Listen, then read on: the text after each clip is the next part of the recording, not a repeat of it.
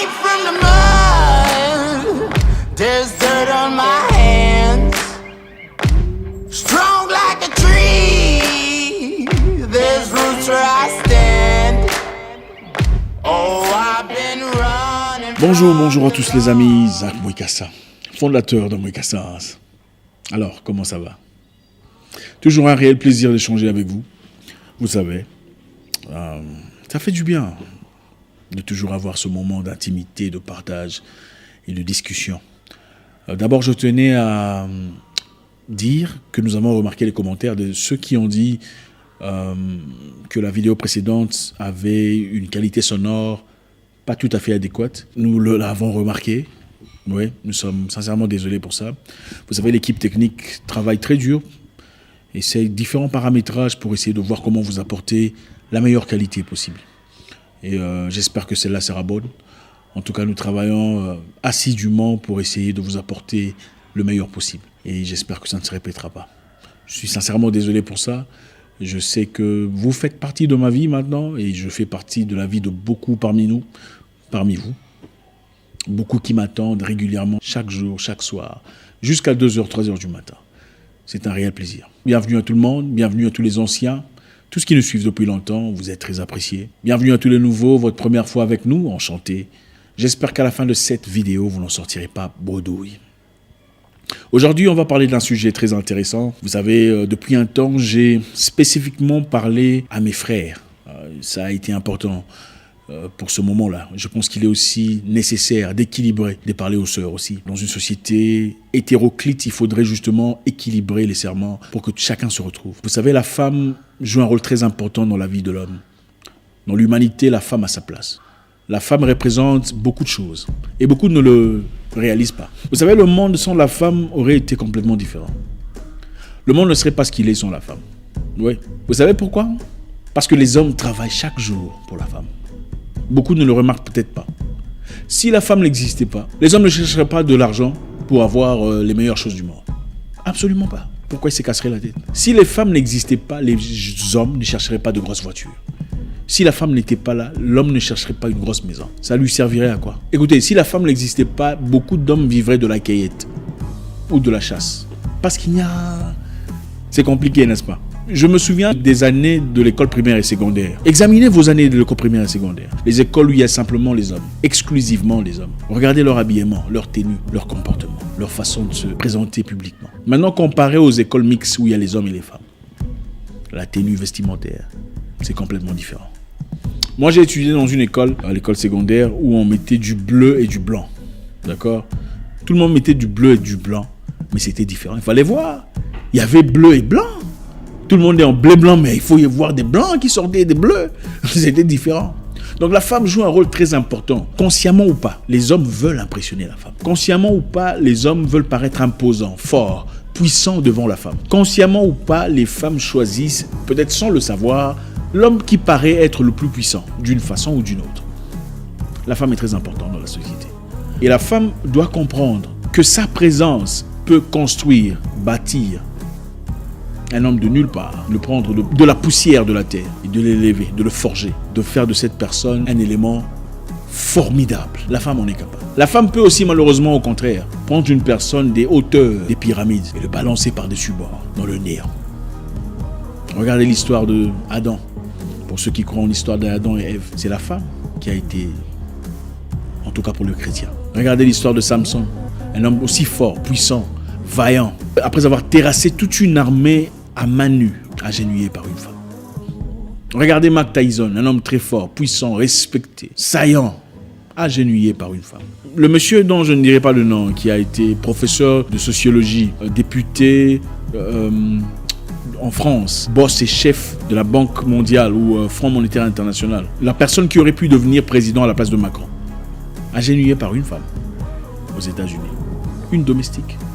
La femme a une puissance incompréhensible sur l'existence des humains. Nous sommes tous venus d'une femme, n'est-ce pas? Hommes et femmes, absolument. Donc la femme joue un rôle très important. Aujourd'hui, je voudrais que vous compreniez une chose, mes sœurs.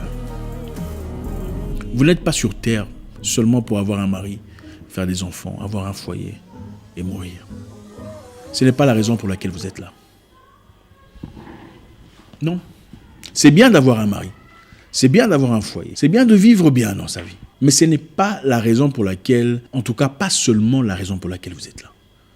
Le Créateur est juste et il a placé dans chacun de nous une sémence positive, une sémence de grandeur. Il est de notre responsabilité de l'arroser.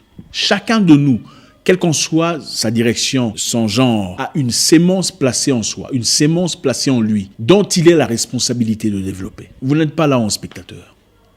L'objectif de la vie, tel que nous le pensions il y a quelques années, quelques dizaines d'années, que la femme grandit à 18 ans, 19 ans, elle se marie, et puis voilà, elle devient l'aide de son mari. Ce n'est pas valide aujourd'hui.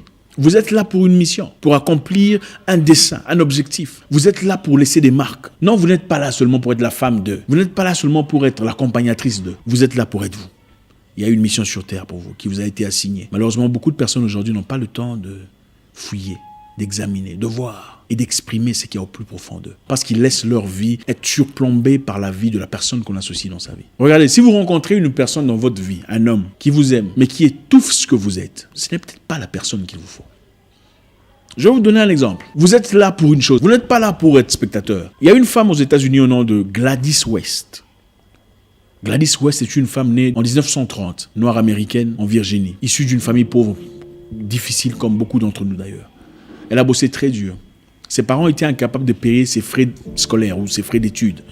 Mais à l'école où elle était, on avait dit qu'on donnerait une bourse scolaire aux 2 meilleurs étudiants. Donc les 2 personnes qui présenteraient une performance superbe auront cette sponsorisation, une bourse scolaire pour faire des études supérieures.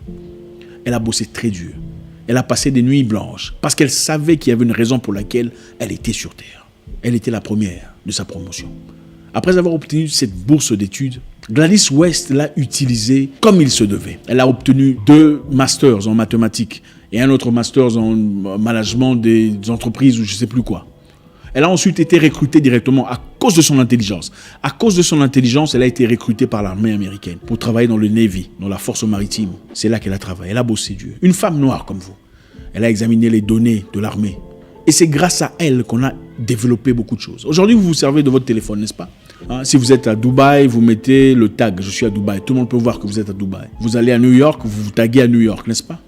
Eh bien, c'est grâce à Gladys West, la personne majeure à avoir développé le système de GPS, une noire américaine, issue d'une famille pauvre, des difficultés des années 30. Elle a compris que dans sa vie, il ne s'agissait pas seulement de porter des enfants de quelqu'un et de dire « Je suis l'épouse de tel ». Elle a compris qu'elle ne mourrait pas sans avoir laissé une marque sur Terre. Et c'est à partir de là, dans son domaine, qu'elle rencontrera Ian ou Ryan West, qui sera son mari, son époux, un mathématicien comme elle. Une personne regardant dans la même direction.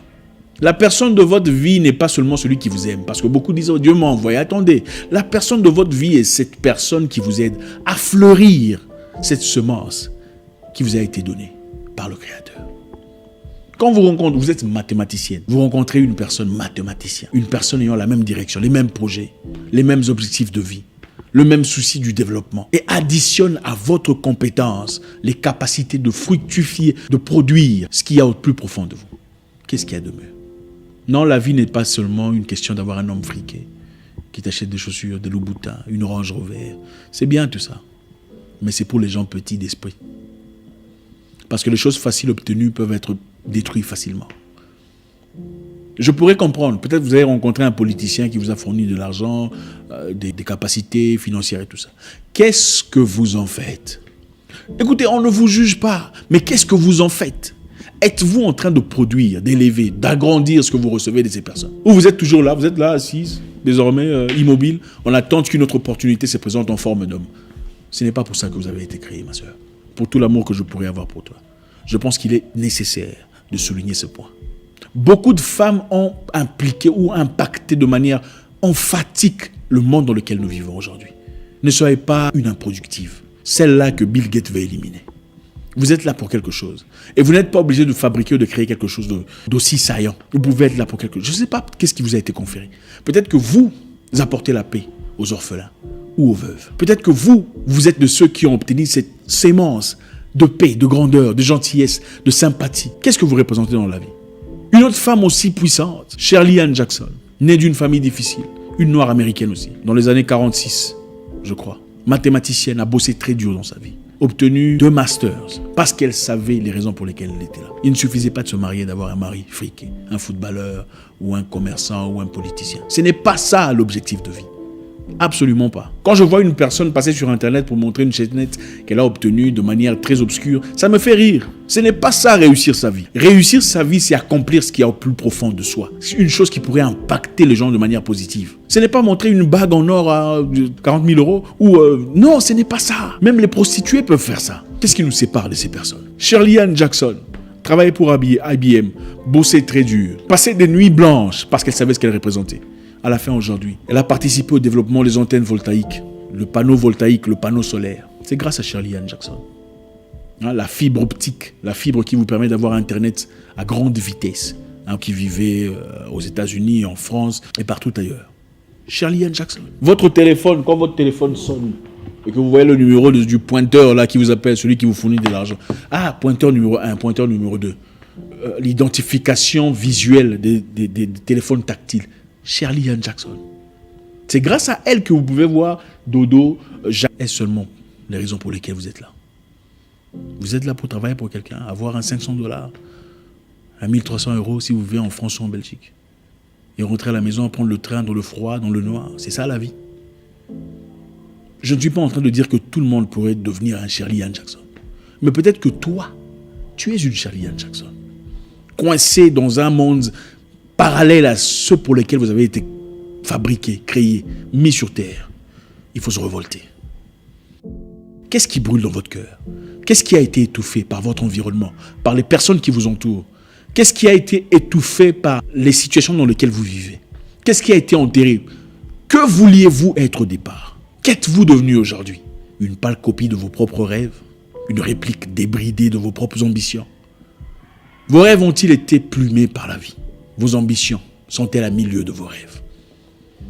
Peu importe où vous avez enterré vos idées, vos ambitions, vos rêves, ressuscitez-les. Mon nom est Zach Mwikassa, le guerrier noir, votre frère.